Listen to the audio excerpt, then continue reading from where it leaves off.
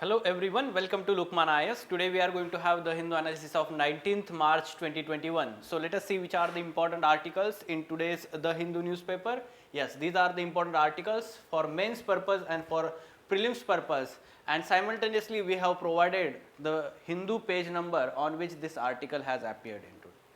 Okay, so let us take overview first of all these articles. Mains related articles, Aadhar as a hurdle.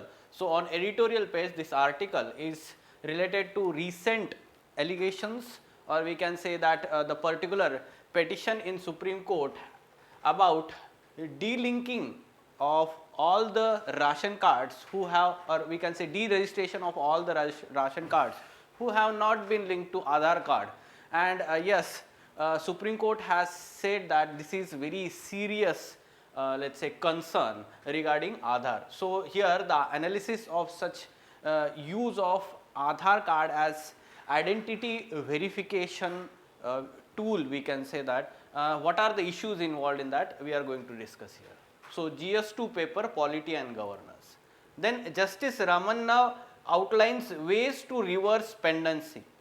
So yes, in one of the lecture in Delhi, Justice Ramanna of Supreme Court judge, who is in line with to become the next Chief Justice of India according to the seniority in the Supreme Court.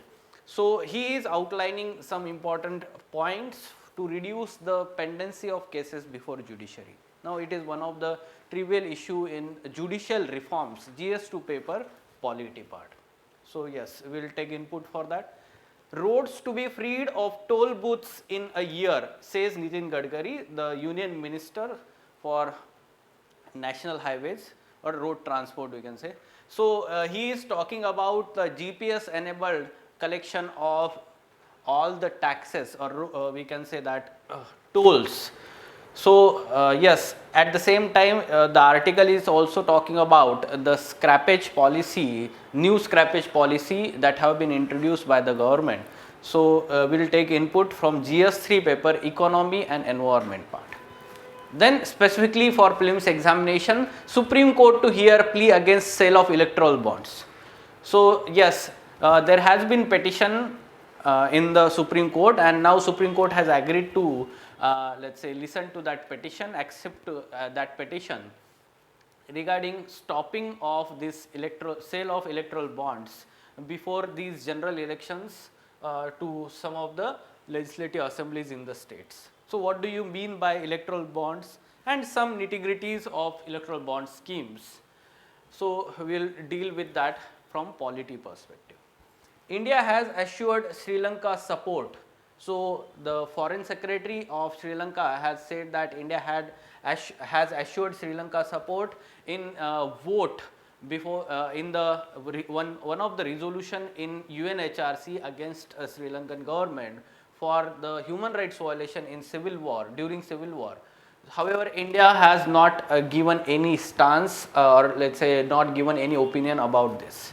So here we are going to again talk about UNHRC, United Nations Human Rights Council, from international organizations perspective. Rajya Sabha passes bill to raise FDI limit in insurance sector. Now this FDI limit, earlier it was 49%, now it has been increased to 74%. And there is opposition to this let's say increase because of now insurance sector is going to be privatized completely, and the management will be under control of private sector, and therefore it was criticized. However, the government is of the view that it will ensure efficiency in insurance sector. Okay, so yes, from let's say follow up as a prelims pointer, this article is important. Now let us go into details of all these articles. First article, Aadhar as hurdle. So as the name suggests, though we can understand that Aadhar as a let's say biometric identification that the government has come up with a very innovative idea here for identity verification, as well as storage of some data of the citizen for let's say we can understand that that Aadhar is used by the government for various welfare schemes, and this is a very important tool of governance, we can say. Okay. Now there are some, let's say, challenges involved here in using this Aadhar and this particular petition in the Supreme Court. Supreme Court termed the allegations by the petitioner that 3 crore ration cards were cancelled for not being linked with Aadhar database, and some of the deaths, for example in Jharkhand, have been starvation deaths have been linked to such kind of, let's say, cancellation of ration card for not linking with Aadhar card. Now Supreme Court has termed such allegations are very serious, or that this issue is as a very serious. Now if we talk about some data, yes, more than 90% of Indian citizens have been, let's say, given this Aadhar card, Aadhar number, and now it is very important tool for governance in the hands of government. However, there are some issues in or we can say concerns associated with use of Aadhar card or Aadhar number for welfare schemes. Now what are these concerns, what are these issues? First and foremost is inefficiencies in biometric authentication. Okay, so there are some inefficiencies in biometric authentication. There are some problems in linking of this Aadhar with the bank accounts. At the same time, for some of the payments app like UPI, we know that Aadhar payment bridge or UPI or all these use Aadhar linkages, and yes, there are some issues associated. There will be some kind of technical errors. However, what kind of impact it may have? For example, we know that most of the poor people who are the beneficiaries of the government schemes, they are very much dependent on the government subsidies. For example, if you talk about the LPG subsidies, MG Narega work, PDS, yes, that is received by the poor people, marginalized sections of the society, and now Aadhar is being made compulsory for that. Now whenever there is any problem with Aadhar identity verification, inefficiency, failure to let's say such kind of failures have led to inconvenience and suffering for the poor people.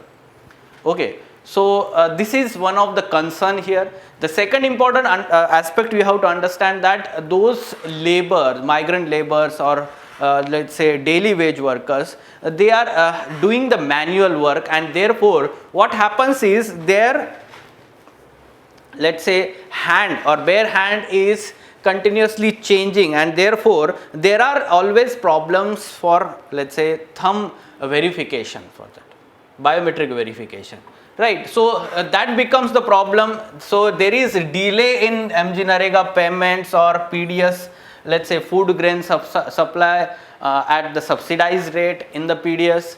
So that becomes the problem, right? So at the same time, we have to understand that there are many such reports because of delay of disbursal of payments or these food grains because of lack of verification or failure of authentication, identity verification of these beneficiaries. Along with that, we have to also understand that beneficiaries, those who are using this Aadhar card, they may lose these Aadhar card. Instances of people losing Aadhar card and therefore being denied the benefits, right? So there is some need of, let's say, virtual verification also, or alternative that should be available for the delivery of benefits to this, let's say, poorest, at least poorest of the poor section in the society. So yes, as a way forward, given the scale of the problem, the central and state government would do well allow to alternate identification so that genuine beneficiaries are not denied their subsidy, right? So yes, alternate identification should be always there as an option, and that should be provided by central government, state government. Yes, what kind of question we are expecting here? Discuss the concerns associated with application of Aadhar for identity verification in various welfare schemes of the government. So yes, concerns or issues or challenges, yes, all these points you can write in the answer of this question. Okay, for GS2 paper, polity and governance part, governance, Aadhar, or we can understand the Jam Trinity. What is this Jam Trinity? You can draw like this: Jan Dhan bank accounts, Jan Dhan Yojana, then Aadhar, and M is for mobile number.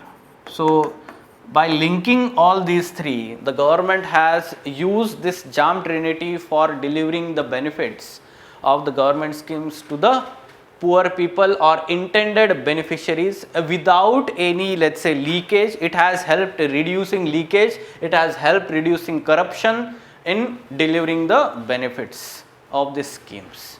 Okay. So this is a very important initiative. However, there are some concerns. Which are these concerns? These are concerns. Fine. Moving on, Justice Ramanna outlines ways to reverse pendency.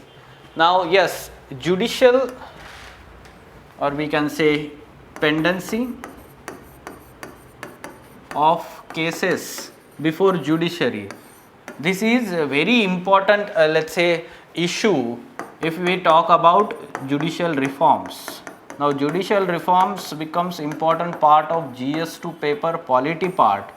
Okay, so from that we can expect such kind of question as a way forward. You can directly use the reference Justice Ramanna. He is Supreme Court judge and he is going to be the next CJI, Chief Justice of India. So what he provided is three-pronged solution. What is this three-pronged solution? First is improvement in the judicial infrastructure. How it can be done? Through use of e-platforms and setting up more courts. Okay, so infrastructure should be improved.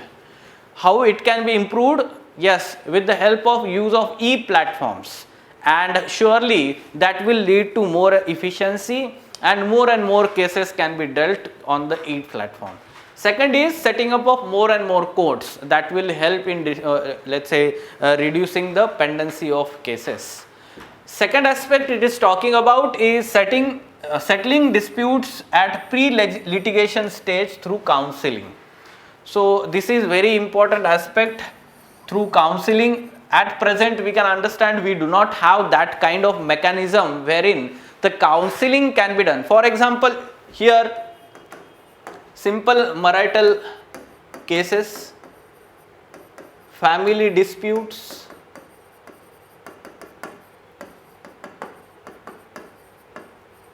right? So divorce cases are there, marital cases, family disputes, property disputes are there. So these cases can be let's say settled at the pre-litigation stage itself through counseling, right? So there should be the use of this counseling for solving these cases at pre-litigation level. This will reduce the pendency of cases.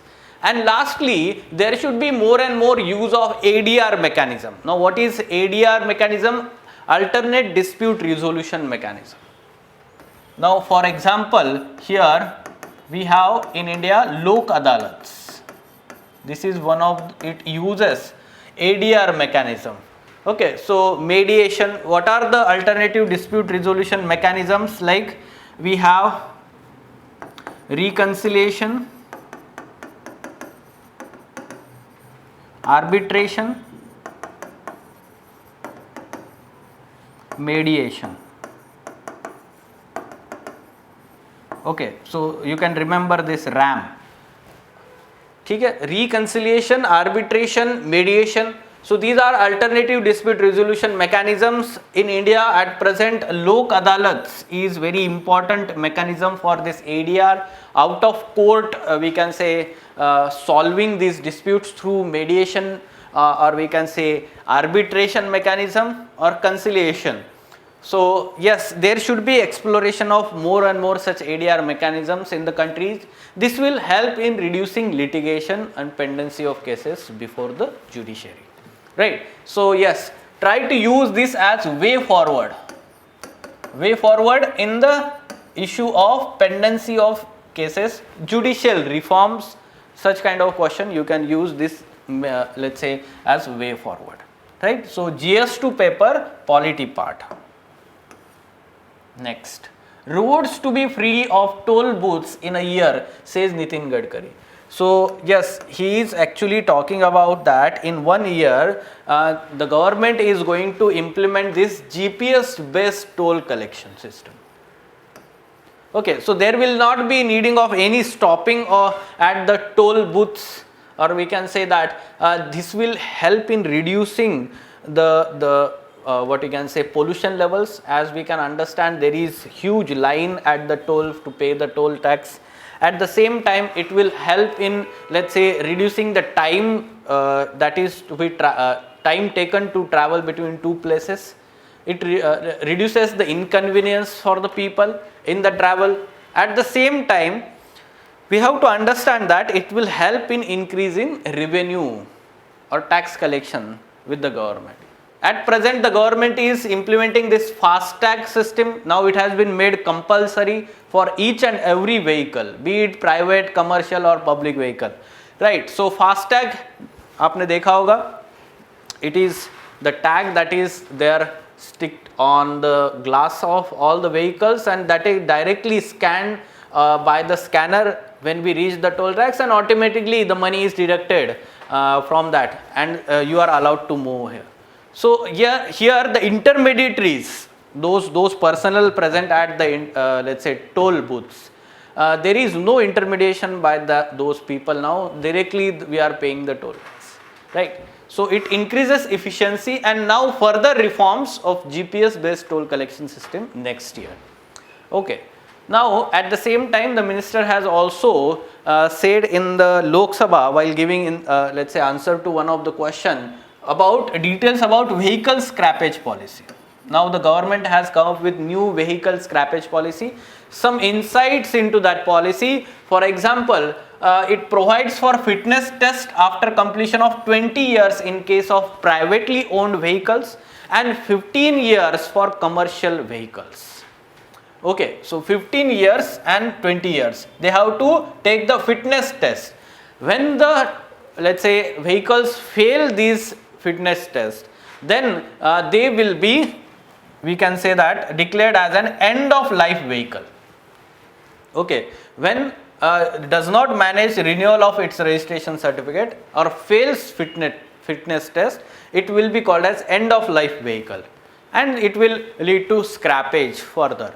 At the same time, all government vehicles and those owned by PSUs will be deregistered after 15 years, right? And the policy will kick for the government vehicles from 1st April 2022, right?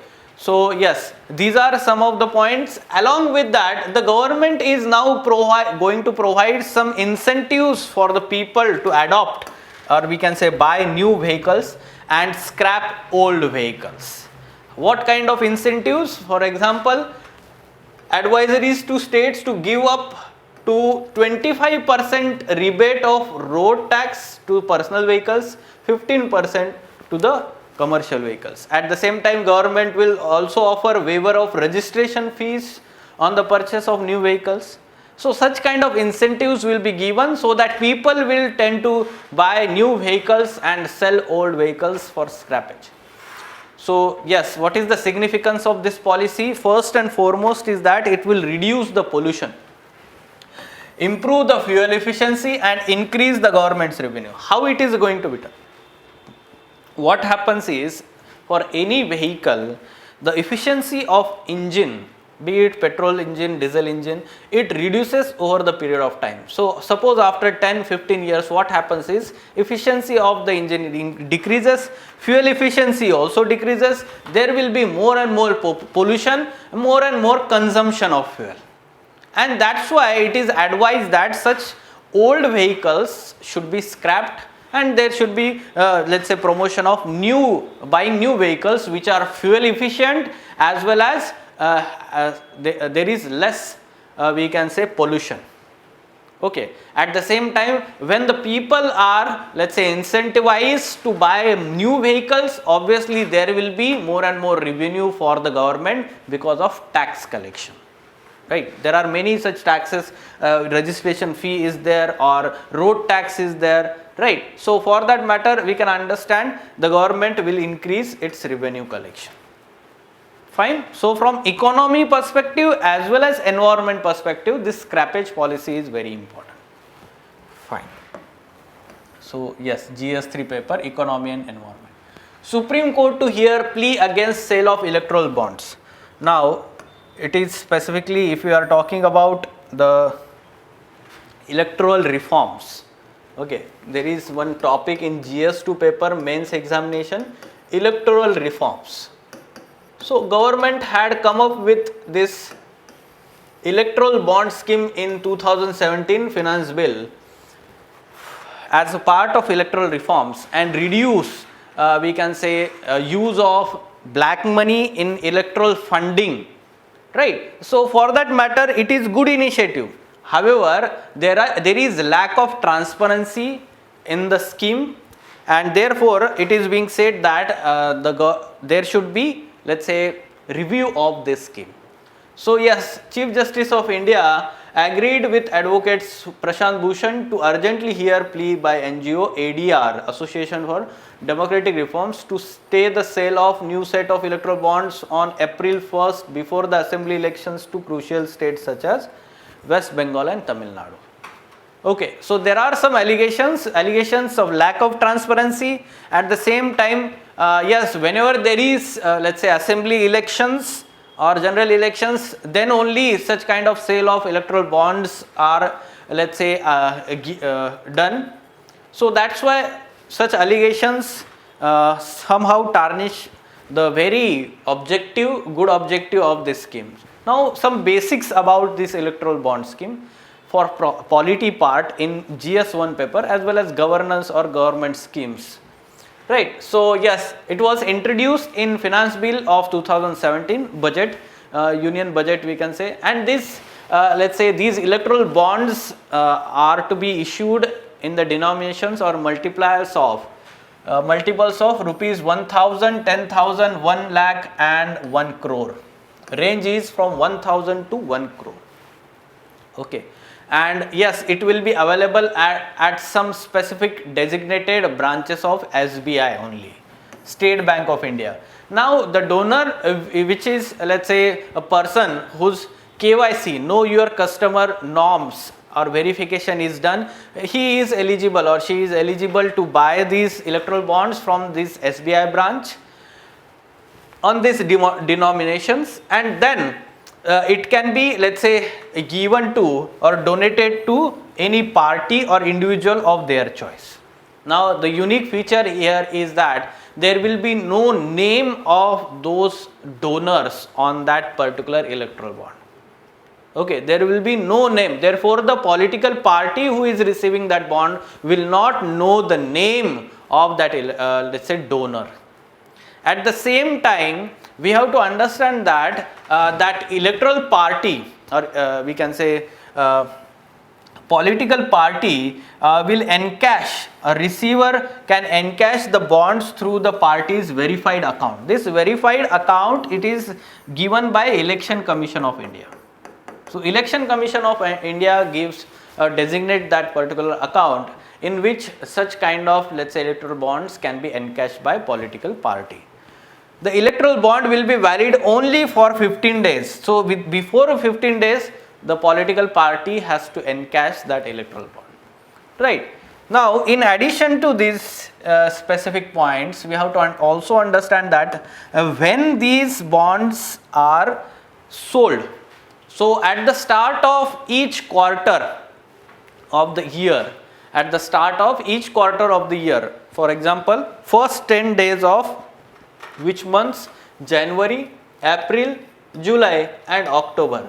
These are sold, okay, or these are opened for purchase, and additional period of 30 days can be provided for Lok Sabha general elections every 5 years. Right. Now we have to also understand that which political party is eligible to receive such electoral bonds. So that political party which is registered under RPA 1951, Representation of People's Act, under section 29 of this RPA, and secured at least 1% of polled vote. 1% of polled vote in the most recent general elections or assembly elections, that political party is eligible for such kind of receiving the donations through electoral bonds. There will not be name of the donor. At the same time, donor will get tax deductions. So therefore, it is again one of the good avenue for political donations by the corporates, individuals, businessmen, right? So yes, there will be tax deductions. At the same time, there can be tax exemptions to political parties, provided that political parties file the tax returns. Okay. So in one of the landmark, let's say, judgment in 12th April 2019, Supreme Court asked all the political parties to submit details of donations received through electoral bonds to ECI in a closed envelope. Right. So this was done for increasing the transparency in the political funding or electoral funding process through this electoral bonds. At the same time, the window of this 10 days is to be reduced to 5 days for purchase of electoral bonds.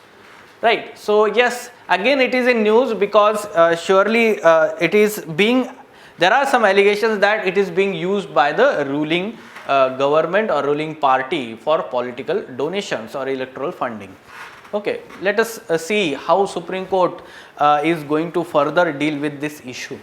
Okay, we will have follow up on that, but this is about basics. What kind of MCQ we are expecting here? Now there will be some factual information asked whenever we talk about any government schemes. So for electoral bond schemes here, the electoral bonds will not bear the name of the donor. Yes, surely this is correct statement. The electoral bond will be valid only for 15 days. Yes, they may give here 10 days, 5 days, 20 days, 30 days. So we need to know that it is 15 days. This is also correct statement, right? A donor will get a tax deduction. So you need to know specifically whether the donor is going to get tax deduction or not. So yes, this is also correct statement. The political parties are required to submit details of donation received through electoral bonds to ECI. Yes, this is also correct statement. In one of the judgment, Supreme Court judgment in 2019, Supreme Court has said that yes, political parties to give the information to ECI about political donations received. So all of them is the correct answer. Fine? Okay. Now moving on to next article. India has assured Sri Lanka of support.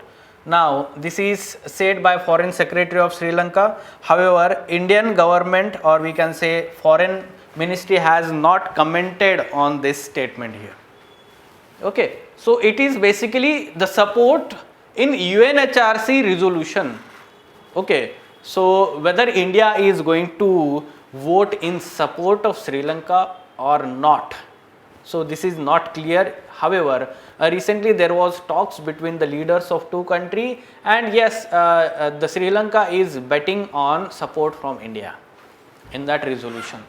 Okay, now what is important for us for prelims perspective? United Nations Human Rights Council. Yes, we have also covered this in February month's current affair as well as earlier also. So there will be some repetition when we talk about international organizations, but that is important for prelims examination. Again, we will revise that. So yes, United Nations Human Rights Council is United Nations body specifically working for protection of human rights all over the world.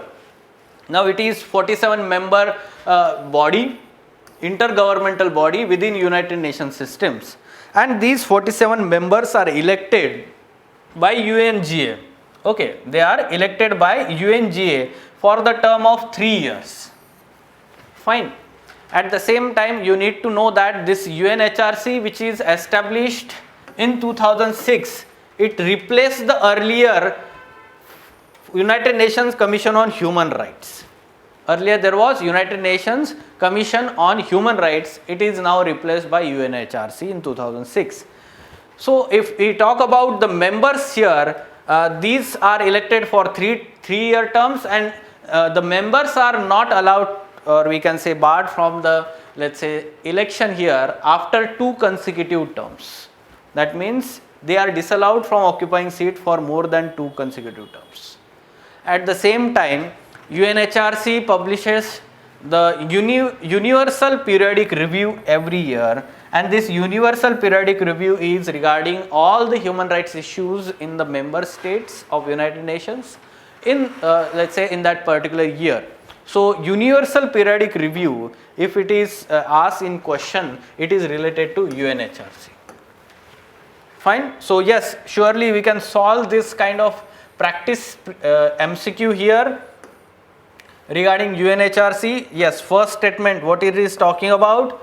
Yes, it is made up of 47 UN member states elected by UN General Assembly. Correct statement. Each elected member serves for a term of 2 years.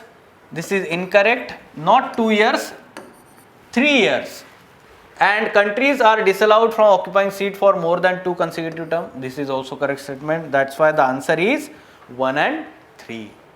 Okay. So yes, we can expect such kind of question where factual information is also important. Some of the prelims pointers we can say that yes, in the ongoing session of the parliament, now Rajya Sabha passed the particular bill for amendment here, Insurance Amendment Bill 2021, and it has increased the FDI limit in the insurance sector from 49% to 74%. Now you need to know that this foreign direct investment, when it goes more than 49%, or we can say that more than 50%, basically it is talking about the management control of the company here will go to that private sector. At present we can understand when it was 49%, then the management control was there with the government, and yes, whatever the other, let's say, stakes were there of the private sector, now increase up to 74%, means the government is now as a minority stakeholder in the insurance sector.